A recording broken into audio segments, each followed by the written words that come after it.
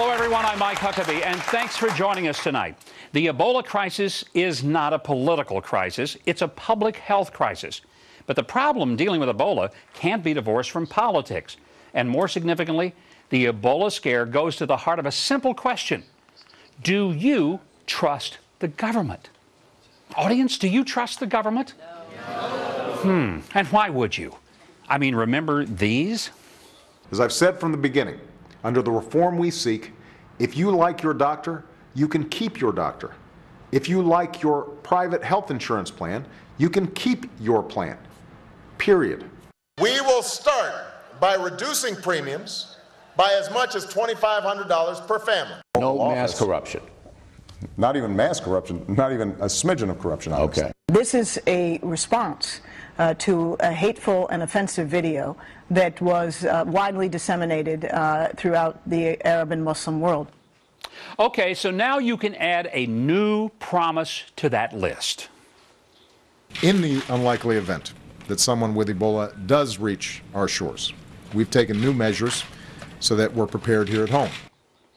Yeah, you know, less than a week after the president told us that it was unlikely, Ebola came to the U.S. when a Liberian citizen lied about having contact with someone infected, got on a plane, flew to Dallas after stops in Europe and Washington.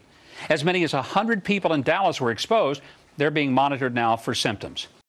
Look, I can truly appreciate public officials trying to reassure us and calm our unwarranted fears.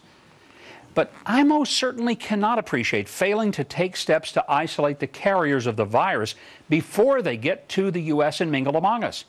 The president and the CDC director has claimed that banning entry of those who have been in Liberia and other West African nations where cases of Ebola have been reported would hurt our relations with these nations. Well, forgive me, but hurting someone's feelings should not be the concern of the president. Protecting American citizens should be. Look, I don't ever want to hurt anybody's feelings. But if you're potentially carrying a disease that could kill one of my grandchildren, I'll gladly hurt your feelings before you hurt my grandkids. Now, the State Department has the authority to deny visas from countries where infectious diseases have been reported. Our government suspended flights to Israel in August when there was no reason to do so. But they can't say that quarantine travelers from West Africa is appropriate. Well, according to a memo from August 13th of this year from the Congressional Research Office, HHS and CDC have the authority to prohibit entry of anyone entering the United States who might pose a public health risk. That's the law. Now, when the government says it can't keep people out of the U.S., what it means is that it won't keep people out. And why should we be surprised? We've seen our borders routinely ignored. So if someone with Ebola really wants to come to the U.S., just get to Mexico and walk right in. No government, of course, can guarantee 100% protection of its citizens from all risk, including Ebola. And yes, it would inconvenience some folks from West African nations. But let me tell you something. Since 9/11, we have inconvenienced every American who wants to fly on a plane. We make them take their shoes off and get a body search. We've engaged in unconstitutional searches of people's emails, phone calls, and tax records. We've strip searched elderly women in wheelchairs.